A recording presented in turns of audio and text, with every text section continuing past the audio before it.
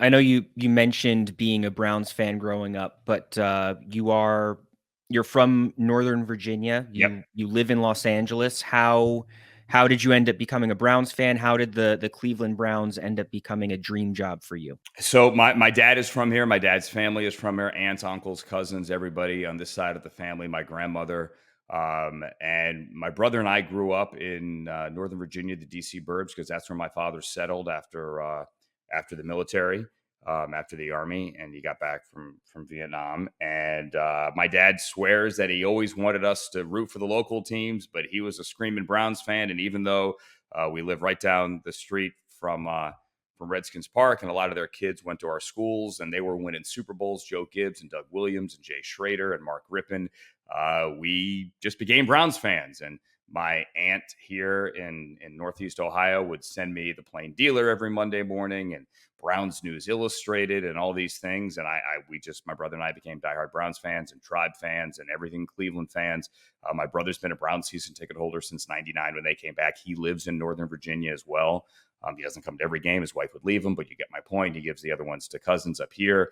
And that just became my sports DNA. So it is in my blood, and that is who I am, and you cannot shake it. I, what was it like for a family living in Northern Virginia when the Browns? You're not too far from Baltimore. Now the Yep. Browns moved to Baltimore.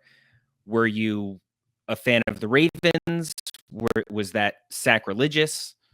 Yeah, you don't do that. For a couple of years, my family was kind of lost in the football wilderness until the Browns came back in '99.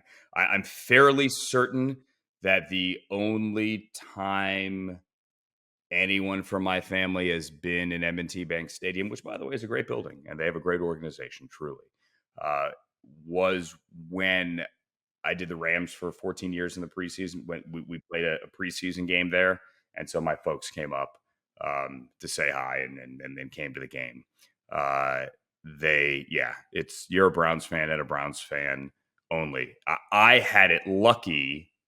I lucked out in that '96, the first year the Browns were gone.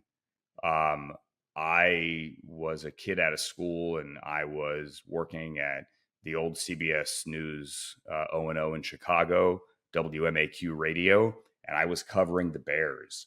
So instead of sitting at home crying in my beer that I didn't have a football team, I was at Soldier Field, covering a Dave Wannstedt coach team.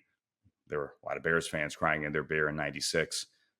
So I kind of had something to keep me busy until they came back, and I could still working with the Bears, but at that point, keep an eye on the scoreboard. I'm curious what would have happened then if the move happened when you were 10 or 12 years younger. If you were 10 years old, like that's such a unique position to Yeah. be in for a kid that is a fan of a team, and now you're having the team relocate, but relocate closer to you. Like that doesn't really hmm happen to many people.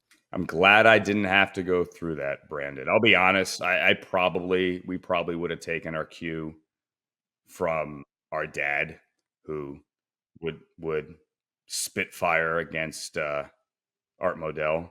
So we probably would have been lockstep in that regard. But yeah, I'm glad I didn't have to face that. Look, you have,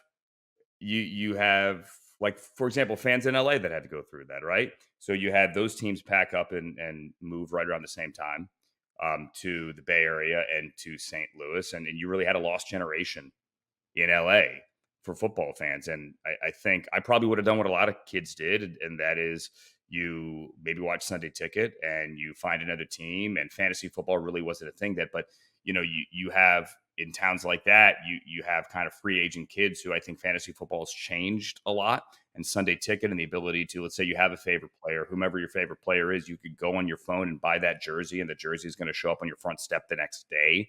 Right? It's a different world that this generation of fans grows up in.